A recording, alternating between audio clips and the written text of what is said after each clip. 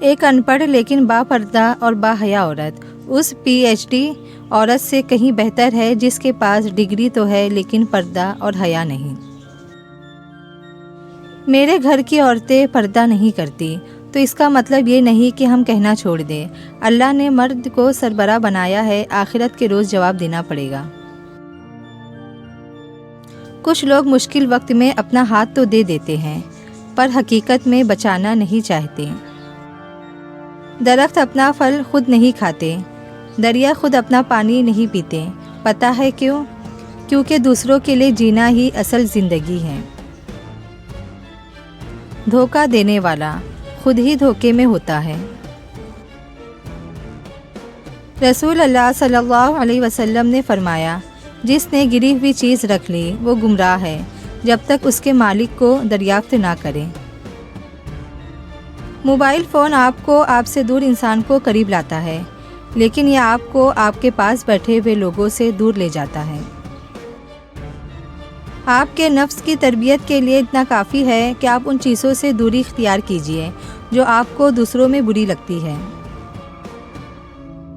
حضرت علی رضی اللہ تعالی عنہ نے فرمایا، جب دل گھبرائے تو علم نشرہ پڑھ لیا کرو، بے شک ہر مشکل کے بعد آسانی ہے۔ ماں کے بعد ایک مرد کا سب سے زیادہ خیال اس کی بیوی رکھتی ہے۔ قرآن کہتا ہے، تمہارا مستقبل تمہارے ماضی سے بہتر ہوگا۔ کوئی بات نہیں مانتا، بات کا برا البتہ سب مان جاتے ہیں۔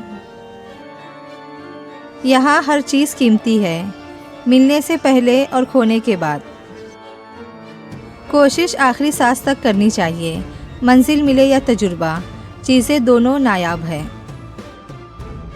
اللہ بہتر کرے گا، یہ وہ الفاظ ہے جس سے انسان کی آدھی پریشانی ختم ہو جاتی ہے۔ جینے کی وجہ ڈھونڈا کرو، مر تو ایک دن ویسے بھی جانا ہے۔ اللہ تمہاری زبان کو مانگنے کی ہمت تب دیتا ہے جب وہ تمہاری دعاؤں پر راضی ہونا چاہتا ہے۔ آپ صلی اللہ علیہ وسلم کا ارشاد ہے، خیرات سے انسان کا مال کم نہیں ہوتا۔ دنیا وہ ٹرین ہے جس کے ہر مسافر کی منزل موت ہے۔ نامحرم کا قرب وہ آگ ہے جو وجود کی پارسائی کو خشک لکڑیوں کی طرح کھا جاتا ہے۔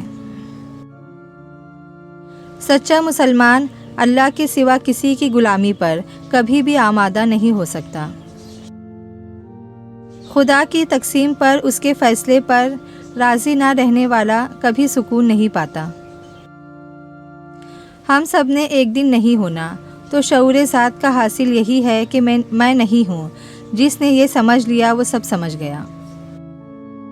لوگوں کو نصیحت نہیں کیفیت بدلا کرتی ہے۔ نصیحت زبان سے کی جاتی ہے اور کیفیت عمل سے دی جاتی ہے۔ لوگوں کو اپنے عمل سے تبلیغ کریں۔